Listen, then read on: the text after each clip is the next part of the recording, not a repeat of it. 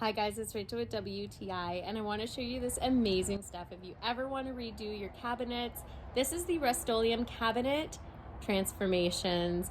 It does come in different color if you're trying to brighten up dark cabinets or take a light one and turn it darker. As you can see, I got the white kit. It comes with everything inside. Anything extra, it will tell you what you need. You do have the coating stripper, which comes with it. Literally follow the instructions, put it on, put the gloves that it comes with on. Make sure that you take your cabinets completely apart. Screws, everything. You want to cover everything. So you're going to take your coating off.